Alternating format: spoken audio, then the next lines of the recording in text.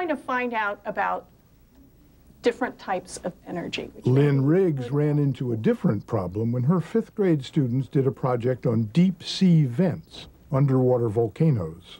One of the things that is absolutely fascinating about this fabulous ecosystem that is miles beneath the ocean, there is no sunlight there. What is it that's driving this ecosystem? What is this chemosynthesis? How does this work? I've got to be able to explain it to 5th graders. Riggs says her students love tackling such a difficult subject. But the kicker is, this spring, as the kids were preparing for their state test, one of the questions was about food chains. Of course, the right answer is the sun. And I'm thinking, great, they're going to get the question wrong. I've taught them too much. They're going to be thinking, but what about the deep sea vents? Chemosynthesis. There's no sunlight that deep down in the ocean. It's dark. And testing pressure is getting worse. Earlier this year, Fairfax County lost a battle with the U.S. Department of Education. As a result, Bailey's teachers had to give grade-level English tests to immigrant students, regardless of their ability to understand English. I can tell you right now that my entire class will not pass. I have children who came to America a year ago that are being tested. I have children who have illiterate parents, so when they go home, no one can help them with their reading. Do you fear that Bailey's will not make adequate yearly progress? I don't fear it. I know it. Chances are good that we will not be making adequate progress in at least one or two of our categories. And what will that mean? It will mean we are a failing school.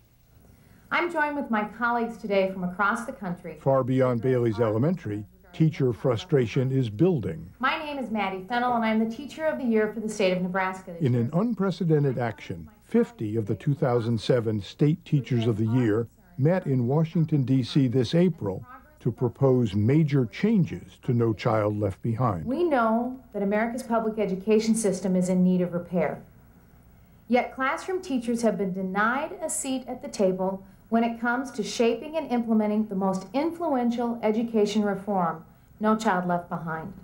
If No Child Left Behind stays the way it is, I think the level of frustration is going to cause people to say, you know what, this is just not worth it. I love my children, but I can't continue to do this when professionally I know this is what's not in the best interests of my students.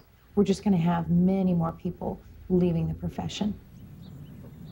In Oakland, Anthony Cody, after 18 years in the classroom, has already quit. I left teaching because the morale at the school had fallen. There wasn't a feeling of optimism. You miss teaching?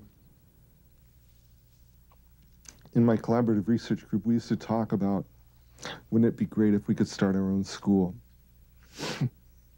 We don't talk about that anymore.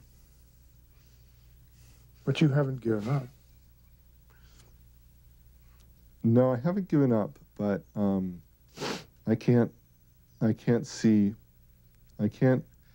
felt effective in the classroom lately. And I'd like to go back, but I'd like to know that I could be effective and that the school would be effective and that the school would be honored and that I would be honored for the work that I do. Predictions. Who's got a hypothesis? And what about Lynn Riggs, the Fairfax County Teacher of the Year? Knowing what you know now about No Child Left Behind, if you were starting over, would you be a classroom teacher? I'm not a classroom teacher now. You've got the ideal job. I have the ideal job. I am a resource teacher. I do not have to administer the state tests. It does not impact my job. I would not go back to the classroom today.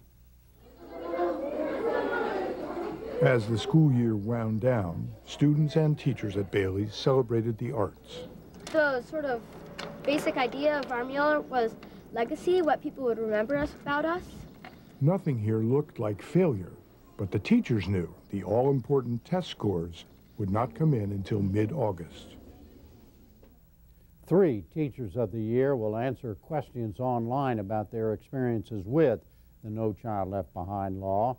You can participate in that forum, and you can also watch John's previous stories by going to our website at pbs.org.